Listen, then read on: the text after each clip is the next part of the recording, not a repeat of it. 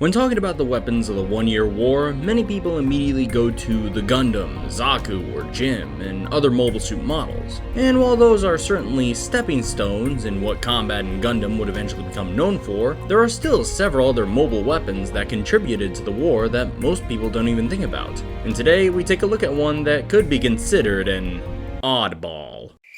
Oh, brother, this guy stinks! Yeah, okay, sorry for that, but dad jokes aside, today we are talking about the RB-79 ball, which has a variety of nicknames, including, but not limited to, the Mobile Coffin and Space Coffin.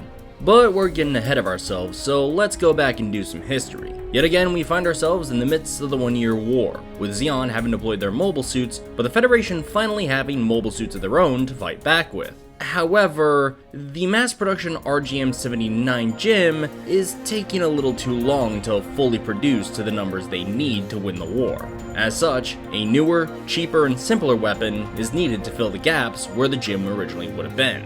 So yet again, the Federation looks back to some of its failed projects, specifically the RX-76, which was devised as a concept for a small, mobile pod used in space combat, which itself would have been based off the humble SPW-03 space pod, a civilian machine used in the construction of colonies. With little to no other options, the Federation revisited the concept, took the space pod, gave it armor, weapons, and better thrusters, and created what we now know as the RB-79 ball.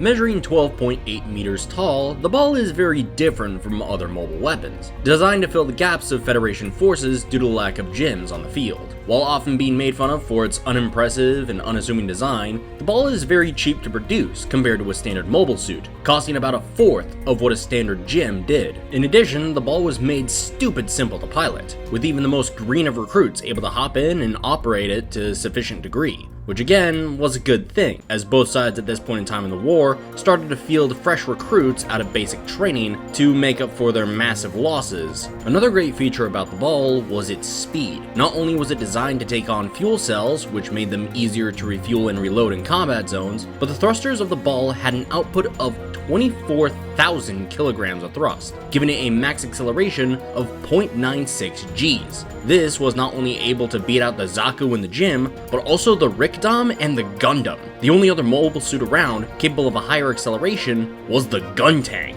This was coupled with various weapon options. The standard ball armament included a low recoil 180mm cannon, which was very powerful but had limited ammo storage on board, much like another mech commonly considered a coffin. However, the ball could also equip a dual set of 180mm cannons, sacrificing firepower for a higher rate of fire. This weapon was primarily featured on the ball K-type.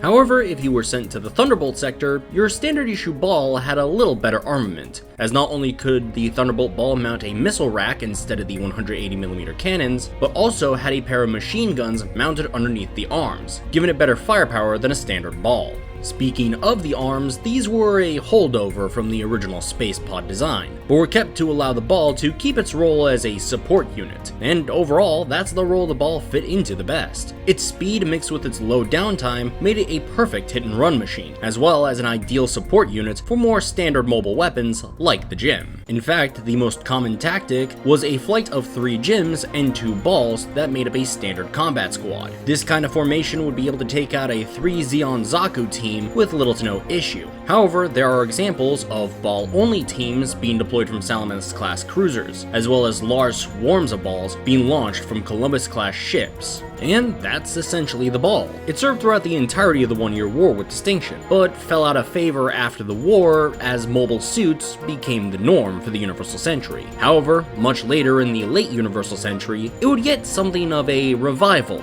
but that's a ball we can talk about at a much later date. Thanks for watching, everyone, and as always, this is Nerd Trooper, signing off.